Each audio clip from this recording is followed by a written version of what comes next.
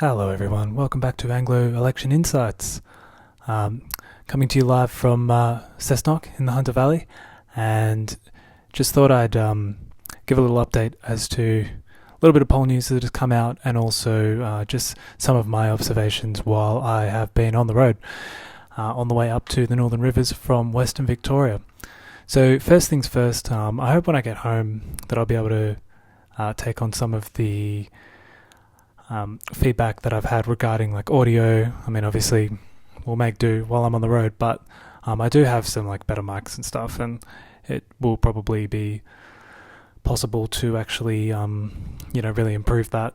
And then I think that'll make it easier for audiences to take me a bit more seriously. So, yeah, looking forward to doing that once I'm home. But just a little rundown of how I've been going the last few days. So, firstly, I did see that the quarterly, like state-by-state breakdowns were released by not only Newspoll but also Freshwater Strategy, and they had a few like interesting results. So, for example, in the Newspoll, there were big swings to the coalition in Queensland and also South Australia, which no other polling had really been pointing towards. Whereas Labor was sort of making up ground in Victoria and New South Wales and holding pretty steady in WA, which I think makes sense based on some of the national polling that we've been seeing.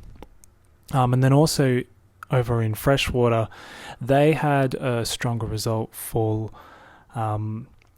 Labor in WA, but they also showed that slight swing towards the coalition in Queensland, and they had the coalition doing a little bit better in New South Wales.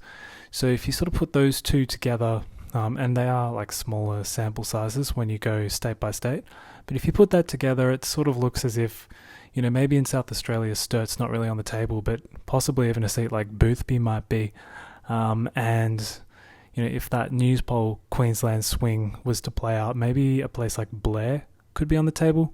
But otherwise, swings towards the coalition in South Australia and Queensland really aren't sort of where they need them, so it wouldn't really be ideal for them. Whereas, if that New South Wales swing is kind of less than 2%, that makes it pretty easy for Labor to defend a lot of those sort of marginal or near marginal seats, the likes of sort of Hunter and Wirrawar, Parramatta, those kinds of seats. They'll be able to hang on to them and most likely hang on to government. And even seats like Patterson and Robertson become sort of questionable for the coalition, and then both of those outfits were talking about a 4% swing to the coalition in Victoria, which would probably account for Aston and certainly McEwen, but that probably raises some question marks for Chisholm, and certainly for anything beyond that, like the likes of Bruce or Hawke or even Dunkley or Corangamite, that sort of thing.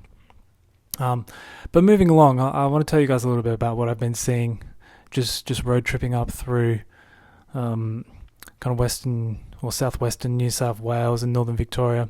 When I was going up through Indi, we stopped in at Benalla, and I was surprised to see that the Liberals are actually making a bit of a play for this seat. Their presence was pretty clear. They've selected a pretty strong looking candidate. I did see some coverage saying that, like some of this kind of rural pushback against some of the renewable energy stuff that's been rolling out is becoming quite political this election. It's really starting to come to a head. And they were really sort of out with the signs and, a very visible campaign. So, maybe we need to keep a little bit of a closer eye on Indi, particularly on the night. I don't think it's necessarily going to swing back to the Liberals. It's on like an 8% margin or something, but it's worth having a look at and just seeing how that goes for them. Then across the border, up through like Wagga Wagga, and then up the Olympic Highway towards Yarng, Cootamundra, those kinds of areas. So right through the heart of the Riverina electorate, and there was basically nothing. Not even like the odd sign for Michael McCormack or anything. Just nothing. So I don't know if maybe the campaign's a little bit more active over on like the Yass Valley side, but I didn't really see any indication that there was even an election happening. So probably nothing doing in Riverina. Then the most interesting stuff was when we went over to Calare. So we came up sort of more into the central west, up around Bathurst, and then into Lithgow, and then sort of into Katoomba, heading into the Macquarie seat. But Calare was the most hotly contested seat at this stage of the election. There were endless signs, so like most of them were quite illegal as well, like nailed up on trees and staked up on like random roads and stuff.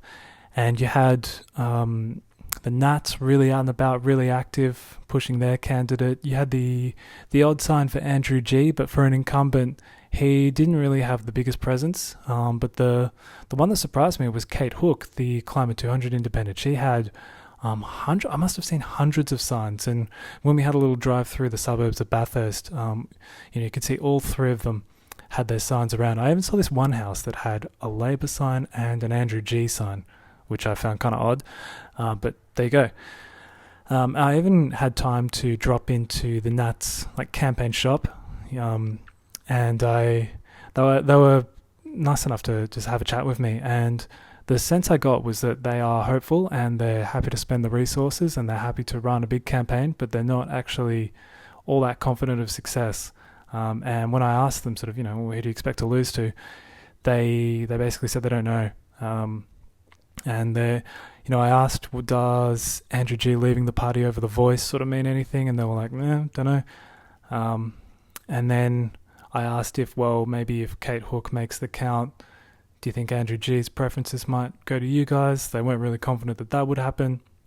But they did say that Kate Hook might run an open ticket, which would kind of stuff up any sort of preference discipline. And I think even in one of those big sort of electorates where there's lots of booths and it's hard for all the volunteers to cover, then you probably don't get that same preference discipline. And if the Nats can open up a big enough lead with whoever else makes the final count, then they're probably going to be safe, just because the preferences won't flow tightly like they would in a seat like Kooyong or something like that.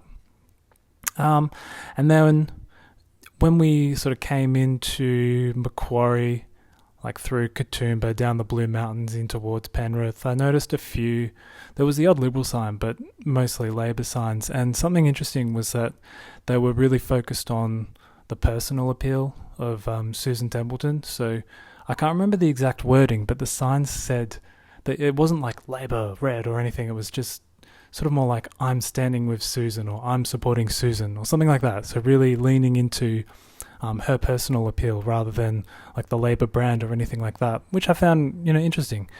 And then we rolled into Cessnock tonight, sort of coming up the Pacific Highway and then turning off into the Hunter. And I didn't see any campaign visibility at all, but we didn't really stop off or have a look at the kind of eastern shore of Lake Macquarie, which is probably where a lot of the Labor vote is. And then, we haven't really driven around the suburbs here, and I haven't been up to Singleton yet. I'll do that tomorrow. So we might see a little bit more campaign material, that sort of thing. I think the Nats candidate is more up from the Singleton area, so we could see a bit more support for her there. But no signs for Dan Rapicoli or anything. And I did notice too that One Nation have endorsed Stuart Bonds, and he was the candidate back in 2019 that achieved that really like high watermark 22% or whatever they got. So they could be like a dark horse just to watch out for if there's strong preference discipline from them to the Nats, and they both achieve a half decent primary vote. There could be an interesting result there, but seems like my obsession with Hunter is just a bit of a one-man show. Looking forward to election night to see if that actually does play out, or if I just look like a bit of a fool. Anyway, that's all I've got for today. Once I get up to Byron, I'll let you guys know what else I saw, and how it's looking in the seat of Richmond. And don't worry, I am actually enjoying the drive and doing holiday stuff too. Just just taking a bit of a look around and taking note of what's happening.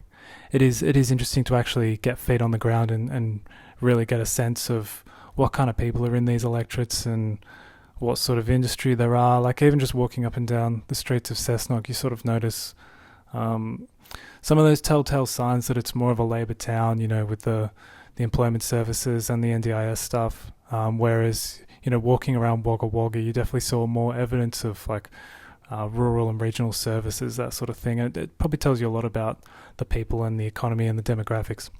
Anyway, I better stop talking. See you guys.